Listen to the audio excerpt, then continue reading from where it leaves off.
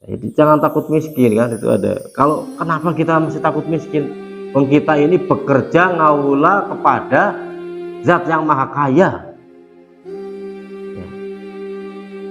Jadi malah kalau kita ini menjadi guru-guru yang mengabdi di lembaga-lembaga yang prinsip dan dasar pekerjaannya adalah untuk mendidik generasi-generasi Islam, maka bos kita itu Allah.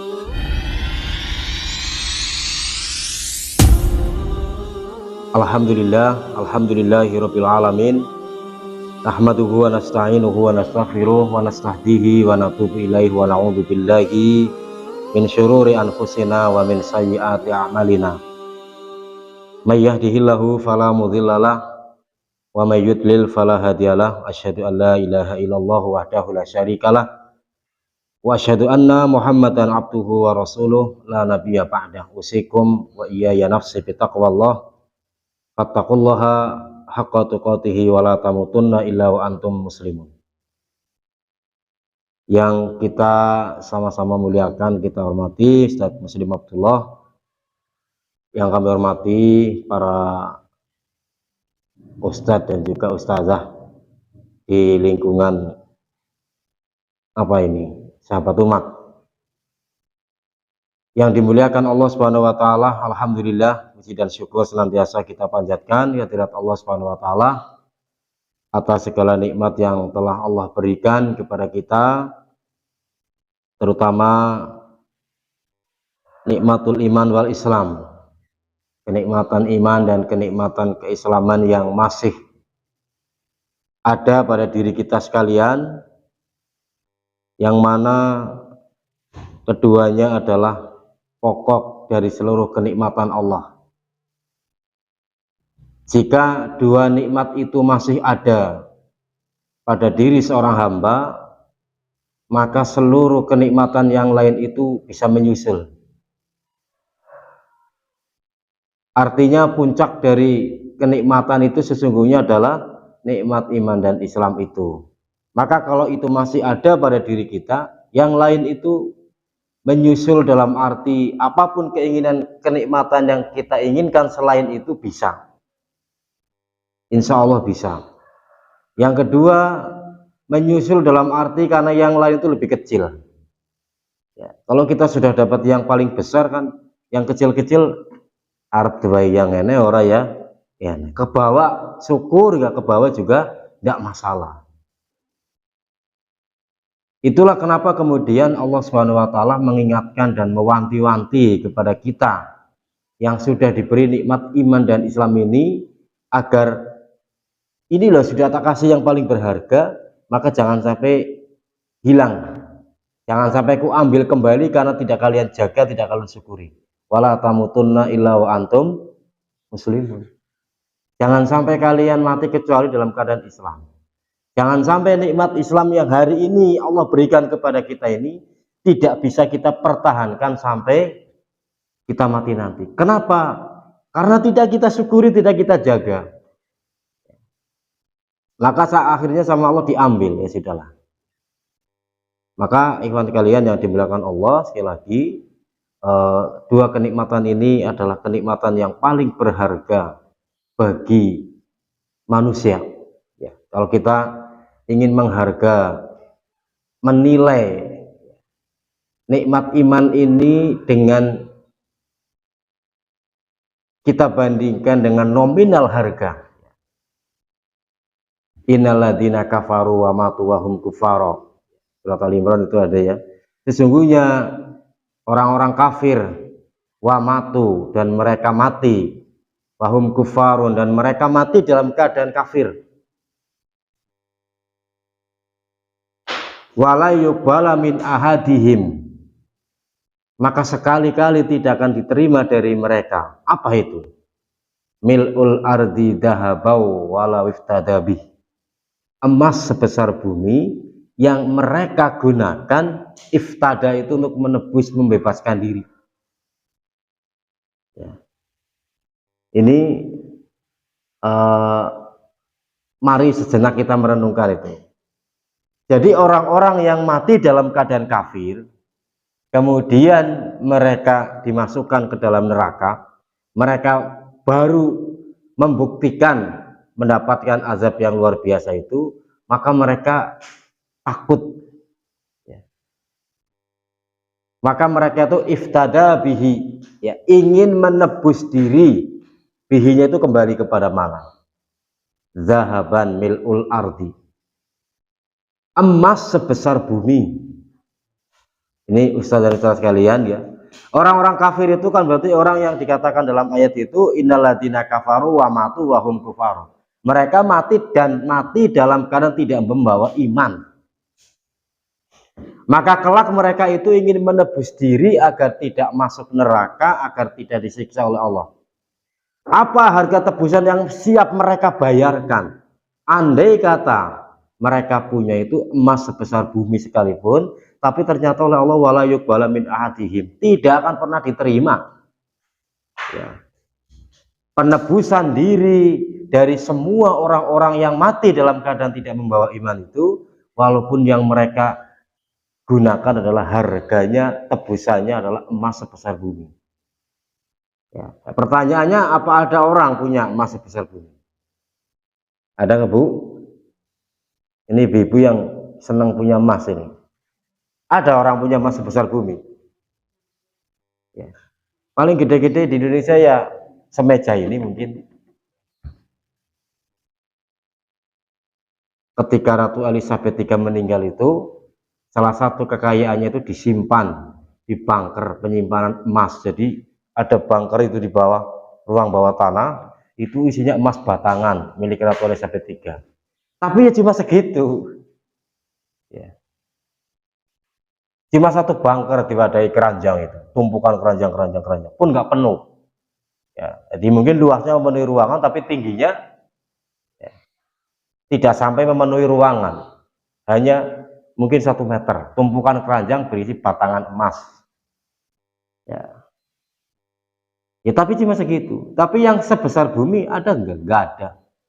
Ya, konglomerat terkaya hari ini, konglomerat terkaya sedunia hari ini pun saya kira nggak punya, ya, emas sebesar bumi, kan. Nah itu andai kata orang yang mati dalam keadaan kafir, artinya mati tidak membawa iman dan Islam itu, punya emas sebesar bumi, kemudian untuk menebus diri agar tidak masuk neraka, agar tidak disiksa, itu oleh Allah wala yuqbala min ahadihim, tidak akan pernah diterima. Oh maaf, tidak bisa. Ustaz dan Ustaz sekalian, jadi di sini Allah sampai ya menggambarkan sedetail itu tentang mahalnya iman. Karena emas sebesar bumi itu mustahil ada orang yang punya, kan. Nah itu artinya nilai iman dan Islam itu tidak bisa diharga, tidak bisa dibandingkan dengan harta, bentuk kekayaan dan kenikmatan dunia apapun, tidak bisa. Jadi kita termasuk orang-orang yang kaya ini, ya. Jadi dalam Islam itu asal dia orang beriman, ada amalan yang nilainya itu melebihi dunia dan seisinya, banyak.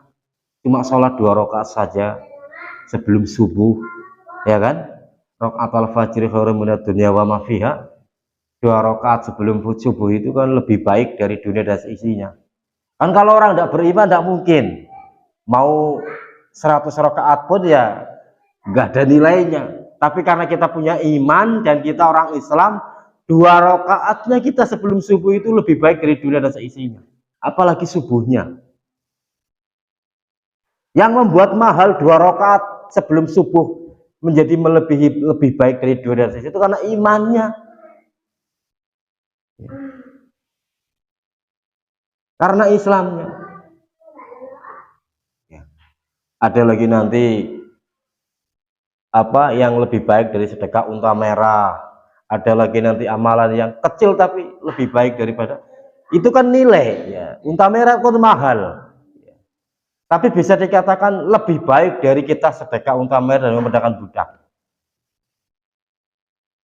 karena imannya, ya. Itulah maka sekali lagi Ustaz dan saudara sekalian, bersyukur kita yang hari ini masih mendapatkan nikmat iman dan Islam itu. Maka bagaimana kita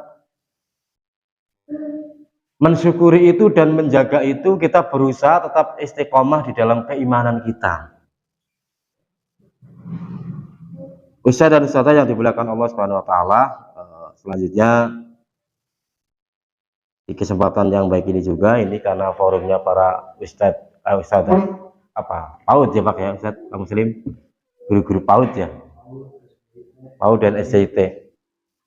Ya, kalau kemarin pas hari guru ya, selamat hari guru. Guru itu memiliki peran penting dalam peradaban dan kehidupan manusia. Ya, saya satu ungkapan yang terkenal ya, laulal murabbi ma'aruf turabbi, itu sudah menunjukkan luar biasa. Andai kata tidak ada, bukan karena guru, maka kita semua tidak ngerti Tuhan.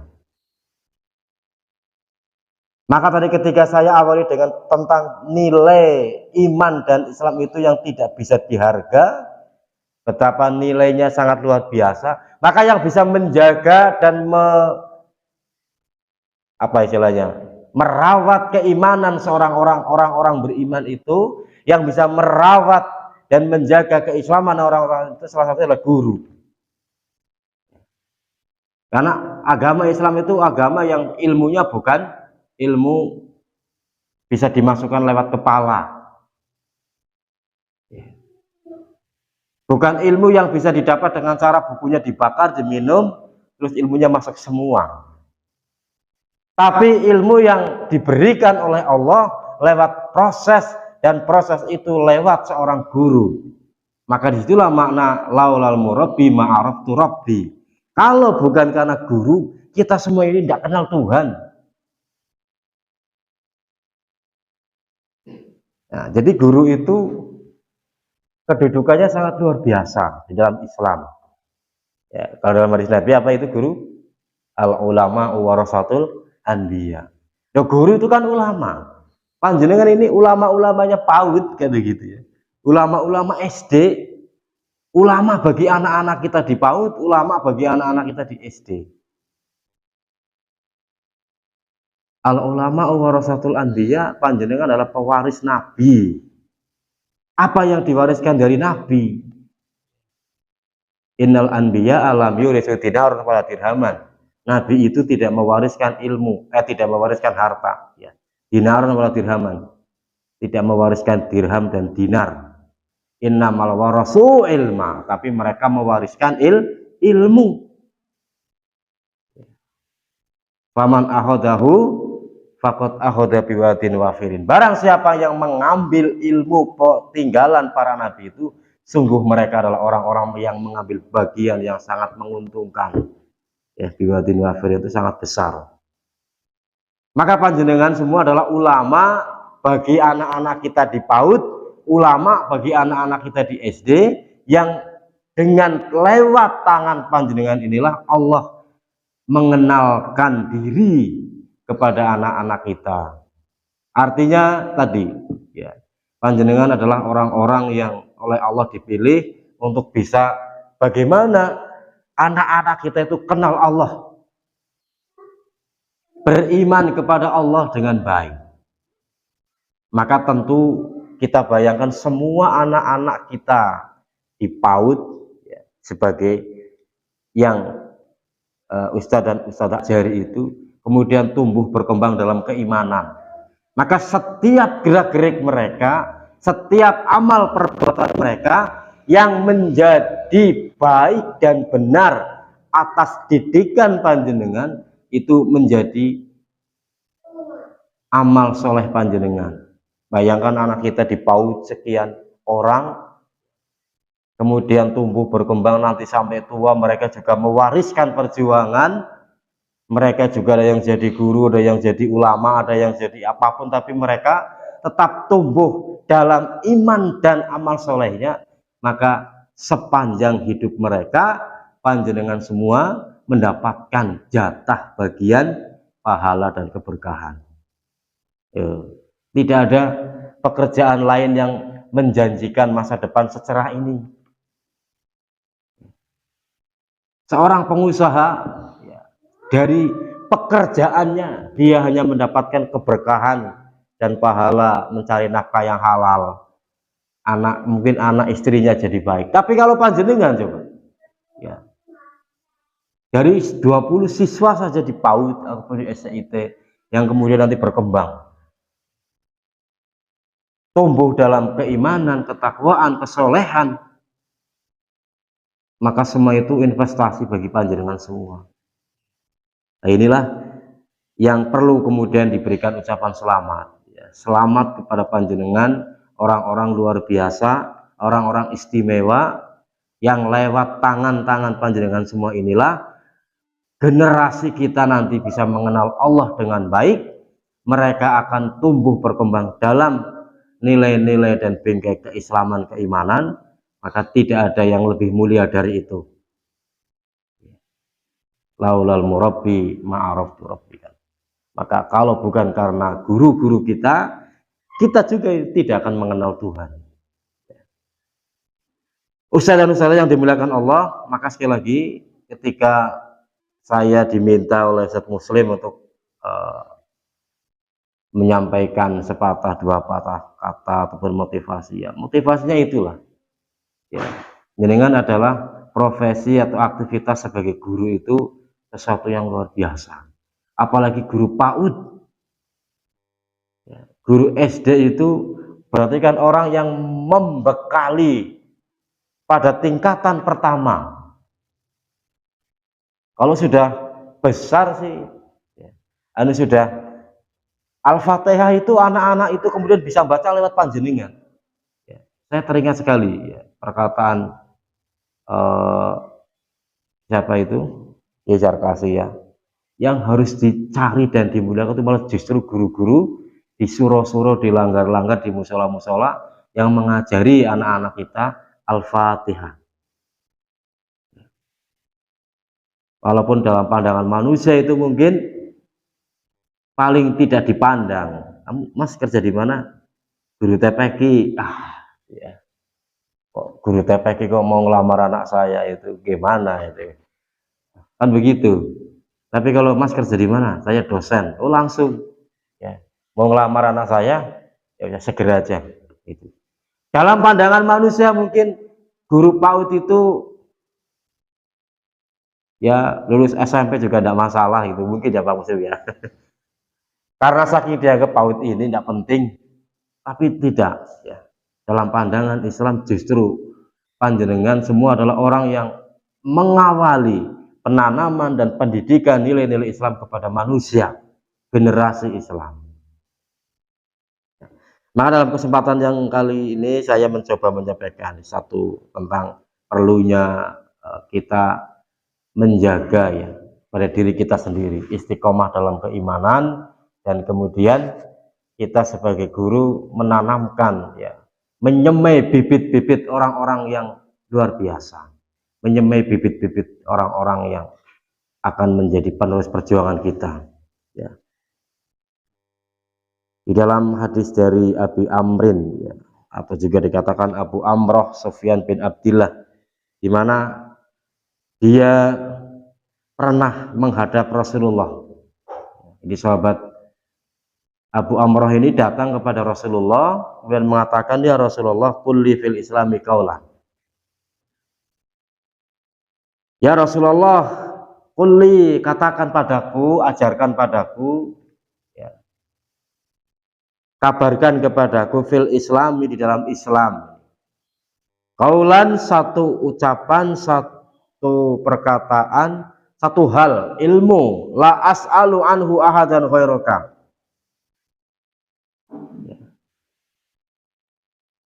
yang saya kalau sudah panjenengan beritahu, yang saya ingin tahu itu, maka saya sudah tidak perlu lagi bertanya kepada siapapun. Artinya apa? Saya sudah mencukupkan, cukup. Katakan kepadaku ya Rasulullah sesuatu dalam Islam yang nanti kalau sudah panjenengan memberitahu kepadaku, itu sudah, saya sudah mencukupkan itu. Saya tidak akan bertanya lagi kepada siapapun. Ya, kalau dibahasakan bebas, bagi saya itu ilmu yang sudah paling berharga. Saya yang lain-lain nggak ngerti nggak apa-apa. Gitu kan. Jadi kan sangat penting sekali. Ya, maka inilah karakter dari para sahabat-sahabat Rasulullah, orang-orang generasi beriman, generasi umat Islam terbaik, yang dibina langsung oleh murabi terbaik sepanjang sejarah manusia, yaitu Nabi Muhammad. Jadi mereka itu sangat bersungguh-sungguh ya, dalam mencari kebaikan. Kenapa? Mau bertanya. Jadi sahabat ini berdatang menemui Rasulullah dan mencari, dan mereka juga pintar-pintar. Bahasa kita tuh apa-apa tuh kepengennya sing sedidik tapi memberikan jaminan, gitu ya. Jaminan apa? Jaminan kita jadi orang sukses, jaminan kita jadi orang berhasil, jaminan kita jadi orang selamat dunia akhirat, kan begitu.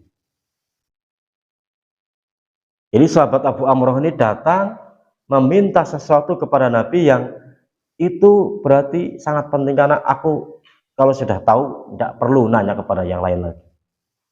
Ya. Gitu ya. Ini semangat memperoleh dan melakukan kebaikan dari para sahabat itu luar biasa. Ya, panjenengan bisa. Jadi jangan dikira bertanya itu sesuatu yang rendah atau menunjukkan kebodohan, tidak. Justru bertanya salah satu cara yang efektif mendapatkan ilmu. Kadang-kadang ceramah begini sih belum tentu mudeng, tapi orang bertanya maka dijawab langsung ketemu kan. Ya. Di kita itu ya, yang termasuk Ustadz Muslim ini paling senang mesti orangnya kalau ada acara apapun bertanya gitu. Saya termasuk yang perlu ditiru. Jadi sekali lagi bertanya itu cara paling efektif mendapatkan ilmu yang kita tuju memang. Dan itu dicontohkan oleh para sahabat. Jadi kalau ada masalah, tanya langsung. Nah, mereka itu pinter-pinter. Jadi mencari, bertanya sesuatu yang bahasanya itu kalau kita mungkin strategis, efektif, ya orang ribet-ribet, tapi hasilnya maksimal kan begitu. Karena intinya aja. Ya banyak kan hadis-hadis yang menyebutkan para sahabat bertanya, ya para sahabat datang, ya punya masalah apa saja langsung. Termasuk Abu Amrah ini mengatakan kulli fil islami kaulan la as'alu anhu ahadan ghairaka. Saya kepengin diberitahu sesuatu yang kalau itu sudah engkau ajarkan, saya sudah tidak akan bertanya lagi kepada yang jelas, karena Rasulullah sebagai murabi tertinggi. Ini juga saya belajar. Jadi kalau kita sudah yakin punya satu orang yang bisa memberikan apa istilahnya, ya kalau Rasulullah jelas jaminan ya, tapi kalau kita ya orang yang kita yakini maka sudah dimantepi ya, jadi kita nggak goyah. Panjenengan sudah dipaut ini mantep saja, nggak usah tanya-tanya kanan kiri ya, bersama Ustadz Muslim ditawari ada peluang apa kalau sekarang bahasanya itu penerimaan calon PNS atau apa penjaringan guru-guru, banyak itu ternyata ya. Di Muhammadiyah itu banyak guru-guru yang sudah sekian lama kemudian masuk terjaring yang CPNS itu akhirnya milih keluar. Nah ini karena memang ya jadi mereka masih mengejarnya dunia ya. Kembali kepada di sini Abu Amrah ini bertanya seperti itu, ya Rasulullah katakan kepada kau sesuatu di dalam Islam yang nanti aku tidak akan bertanya lagi kepada siapapun selain engkau. Maka apa kata Rasulullah? Qul amantu billah sumastaqim. Ternyata itu. Jadi sesuatu yang dalam Islam itu menjadi inti berarti. Kalau itu bisa kita jaga, udah jaminan ya, bagi kita jadi orang yang selamat, bahagia dunia akhirat. Apa itu? Amantu billah sumastaqim. Katakanlah aku beriman kepada Allah dan istiqomah. Jadi kembali tadi ya, yang saya sampaikan di depan, maka istiqomah di dalam keimanan. Disitulah jaminan bagi kita untuk bisa mendapatkan kebahagiaan dan keselamatan yang sesungguhnya di dunia dan di akhirat. Maka panjenengan semua sebagai ustadz dan ustadzah yang tadi saya katakan lewat panjenengan inilah generasi-generasi kita bisa mengenal agama dengan baik, mengenal Allah dengan baik, maka itu sebuah kemuliaan yang tidak ada duanya. Maka istiqomah ini, hadis ini kalau kita terapkan dalam kehidupan, maka panjenengan jadi ustadz dan ustazah ini istiqomahlah. Karena panjenengan dalam posisi sebagai guru-guru yang menanamkan dan mengajarkan nilai-nilai agama, itu yang terbaik. Istiqomah. Nah, istiqomah ini harus dipahami, kalau di dalam syarahnya nanti istiqomah itu ada dua ya, istiqomatul qalbi wa istiqomatul lisan. Istiqomahnya hati kita dan istiqomah lisan memang ya. Ya, secara kita secara pribadi sebagai seorang muslim, maka di sini yang harus kita istiqomah dalam hal imannya adalah hati kita. Istiqomatul qalbi ya, istiqomahnya hati. Dalam hal hati yang tetap tidak terisi kecuali hanya Allah saja. Ya. Istiqomahnya hati itu dalam penjelasannya Abu Bakar menafsirkan dengan lam yusyriku billahi syai'an. Ya. Di dalam hati panjenengan itu jangan sampai ada diisi dengan selain Allah Subhanahu wa taala. Maka turunannya dalam hal aktivitas kita sebagai guru ya, jangan ada dalam hati kita selain kecintaan atau melirik kepada pekerjaan lain sebagai guru. Ya, kalau istiqomah iman tadi ya, dalam hati kita tidak ada kecuali Allah saja. Mafi kolbi, apa itu lagunya ada? Ya, tidaklah ada dalam hatiku kecuali Allah saja. Ya, lam yusyriku billah.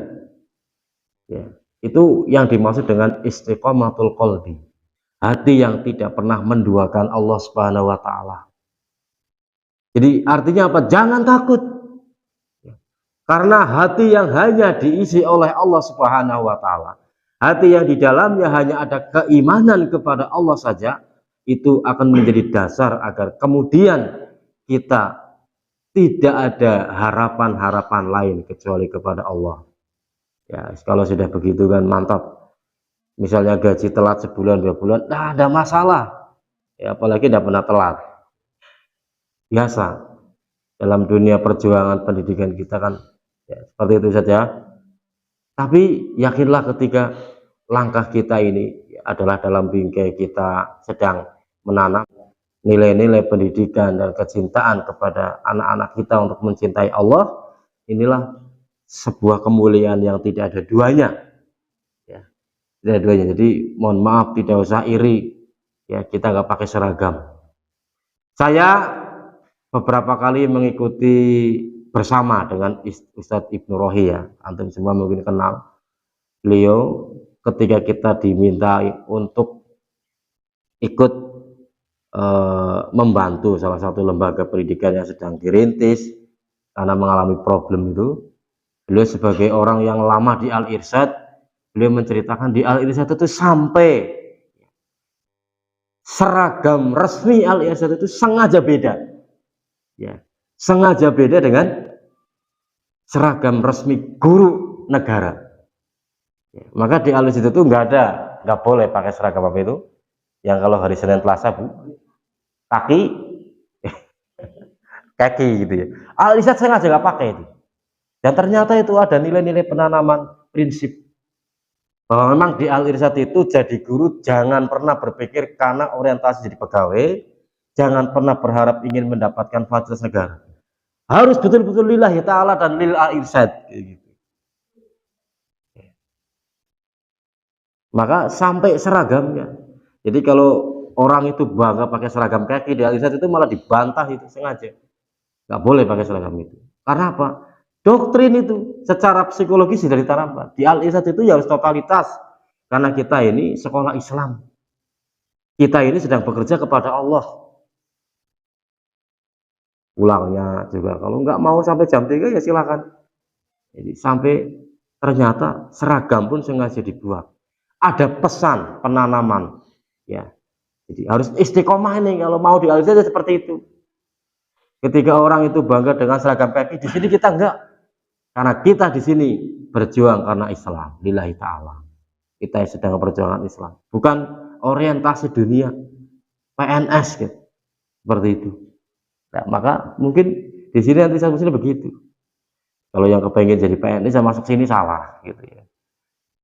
Di sini betul-betul kita menjadi guru-guru untuk mengkader generasi Islami yang memiliki kualitas keagamaan yang baik. Dan bos kita adalah Allah Subhanahu wa taala. Jadi kita bukan berorientasi kepada menjadi pegawai negeri, tapi menjadi pegawainya Allah. Ya. Pilih mana? Jadi jangan takut miskin kan, itu ada. Kalau kenapa kita mesti takut miskin? Wong kita ini bekerja ngaula kepada Zat yang Maha Kaya. Ya. Jadi malah kalau kita ini menjadi guru-guru yang mengabdi di lembaga-lembaga yang prinsip dan dasar pekerjaannya adalah untuk mendidik generasi-generasi Islam, maka bos kita itu Allah. Kita bekerja kepada Zat yang Maha Kaya, jadi nggak perlu iri ya, dengan tunjangan-tunjangan yang didapatkan oleh guru-guru negara. Kita jauh melampaui mereka ini. Nah, maka istiqomatul qalbi itu menjadi dasar agar dalam hati kita ini tidak ada sandaran lain kecuali kepada Allah saja. Jadi kalau lagi mungkin agak terlambat gajinya, ya kita kembalikan kepada Allah. Sebagai yang kita yakini, kita bekerja karena Allah ini. Zat yang Maha Kaya, ya, kenapa mesti takut? Allah punya cara sendiri. Ya. Kalau guru-guru negara itu ada tunjangan sertifikasi, kita punya tunjangan dari Allah yang jauh melampaui mereka. Gitu ya. Yang kedua adalah istiqomatul lisan, yaitu istiqomahnya lisan kita. Nah ini seorang mukmin yang istiqomah dalam keimanannya, maka lisannya akan senantiasa istiqomah dalam zikrullah. Artinya apa? Dalam profesionalitas kerja, maka ketika kita sudah bekerja di dalam lembaga yang prinsip dan tujuannya adalah lillahi ta'ala, maka lisan kita tadi tidak perlu berkeluh kesah juga. Ya. Tidak perlu kemudian lisan kita harus miring-miring, mereng-mereng ya, goyah ya, karena ketakutan-ketakutan ya, masalah keduniaan ya. Ini jadi kalau sahabat Abu Amroh ini datang menemui Rasulullah meminta sesuatu dalam Islam yang kalau sudah tahu maka itu sudah, beliau mengatakan saya tidak akan tanya lagi kepada yang lain. Ternyata itu istiqomah dalam keimanan. Ya, maka selagi di sini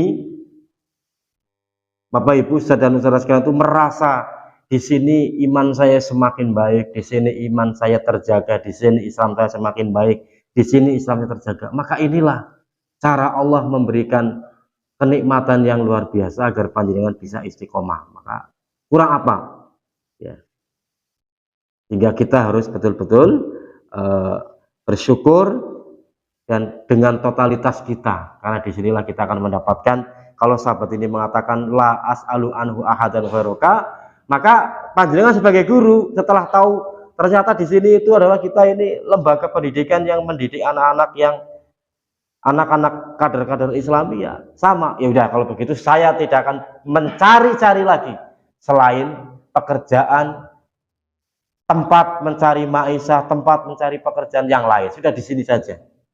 Ya, dimantapkan begitu. Ya, seperti sahabat Abu Amroh ini setelah diberitahu begitu, saya tidak akan bertanya lagi kepada sesuatu. Artinya apa? Ya istiqomah memang. Ya, insya Allah kita akan mendapatkan yang terbaik dalam hidup kita sebagai seorang Muslim, sebagai seorang mukmin, dengan kita istiqomah dengan amanah kita sebagai para guru, pengajar, anak-anak atau generasi-generasi Islam. Ketika kita mampu merealisasikan itu, maka kalau di dalam penjelasan di sini Rasulullah mengatakan begitu itu bukan tanpa dasar ya, ya tentu jelas Rasulullah ya. Artinya perkataan beliau ini didukung dengan dalil-dalil Al-Quran yang menunjukkan betapa luar biasanya ya jaminan mendapatkan kebaikan dunia akhirat bagi orang yang istiqomah dalam iman. Innalladzina qalu rabbunallah tsumastaqamu. Ya, tatanazzalu alaihimul malaikah alla takhafu wa la tahzanu wabshiru bil jannati allati kuntum tu'adun. Ini. Surat apa ya? Innalladzina qalu, sesungguhnya orang-orang yang mengatakan Rabbunallah. Ya, berarti iman ya. Rabb kami adalah Allah. Sudah meneguhkan iman kepada Allah. Tsumastaqamu, sama. Kemudian mereka istiqomah. Ya. Hatta atahumul maut, sampai mati mendatangi mereka. Ya. Jadi sama kan? Orang-orang yang mengatakan Rabbunallah, berarti kami beriman kepada Allah. Tsumastaqamu, kemudian istiqomah. Tatanazzalu alaihimul malaikah, malaikat turun kepada mereka. Ada yang mengatakan ketika sakaratul maut, ada yang mengatakan setelah mati. Ini Bapak Ibu saudara sekalian, ini orang-orang yang beriman dan istiqomah di dalam keimanannya itu, ketika mereka akan mati itu malaikat turun pada mereka dengan perintah Allah untuk mengabarkan apa? Pertama, Allah takhafu, jangan takut. Nah inilah jaminannya, Allah takhafu, jangan takut. Kenapa jangan takut? Ya karena setiap orang kalau ditanya pasti di antara hal yang paling ditakuti dan tidak diingini kan mati. Ya kan? Nih Ustazah, mau nggak mati besok? Nanti dulu kan? Bahkan kalau ditanya hal yang tidak diingini dalam diri kita, ya nggak ingin mati, kan begitu. Tapi setiap kita pasti akan mati. Nah, tapi orang-orang yang beriman dan istiqomah itu ketika sakaratul maut, ketika akan mati, niku Allah takhafu, jangan takut. Kenapa? Ya, dalam penjelasannya, kenapa takut? Wong kamu itu dengan mati ini, kan kamu mau ketemu sama orang zat yang kamu cintai, yang kamu sembah, yang kamu imani.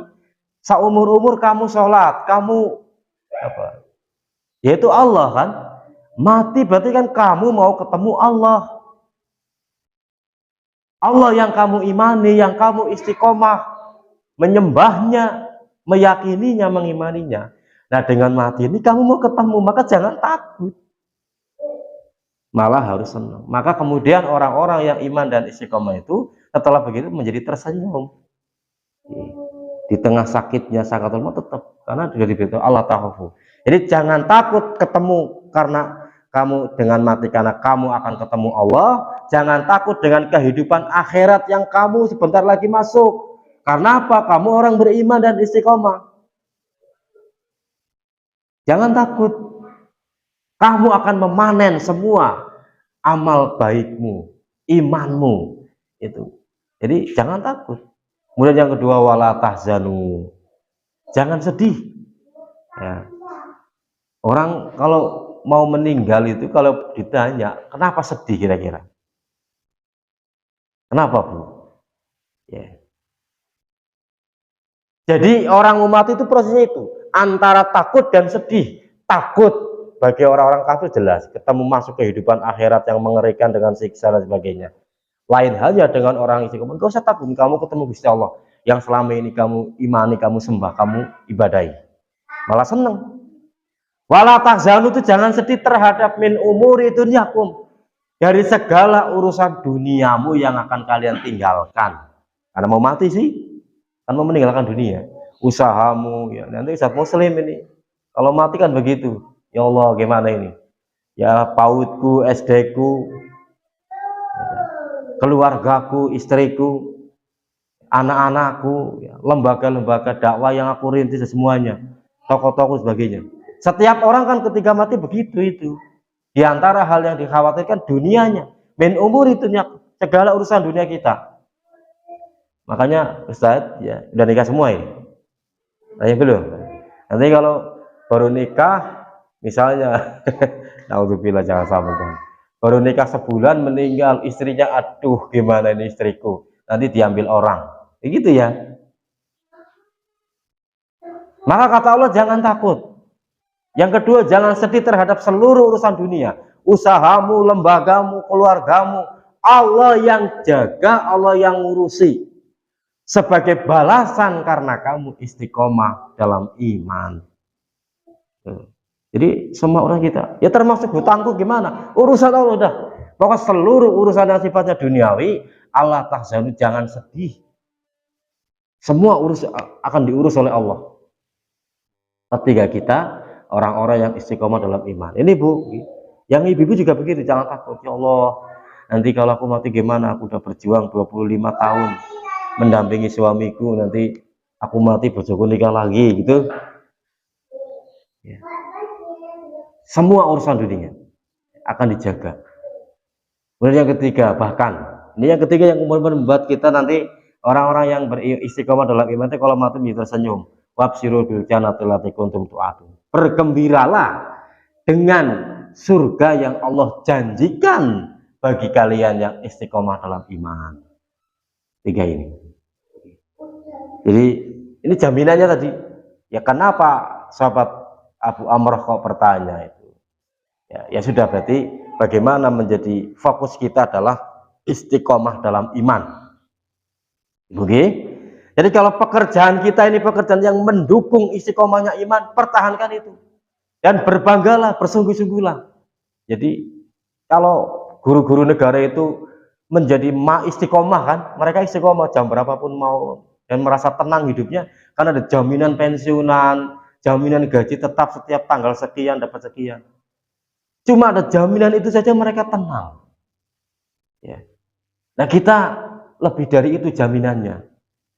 Akan dijamin nanti sampai ketika kita yang pensiunnya kita kan mati ya. Pensiunannya kita mati nanti. Kalau guru-guru negara kan pensiunannya ya karena memang purna tugas selesai dapat pensiun. Kalau kita bahkan sampai kita nanti mati, pensiunannya baru cair. Apa itu? Ya.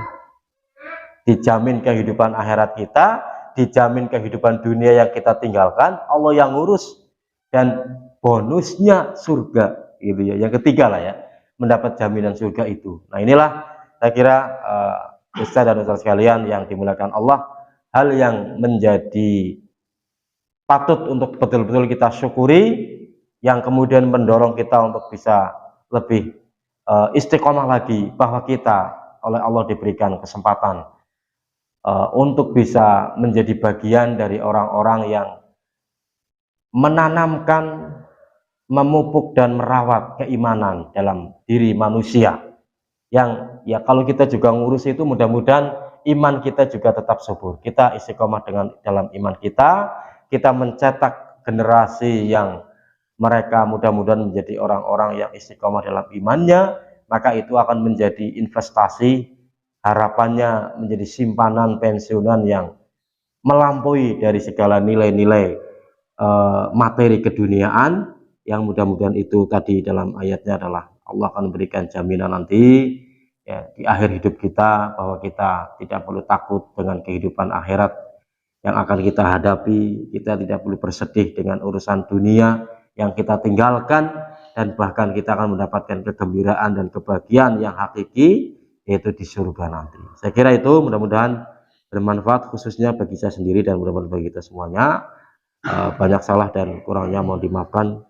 Subhanakallahumma wa bihamdika asyhadu an la ilaha illa anta astaghfiruka wa atubu ilaik. Wassalamualaikum warahmatullahi wabarakatuh.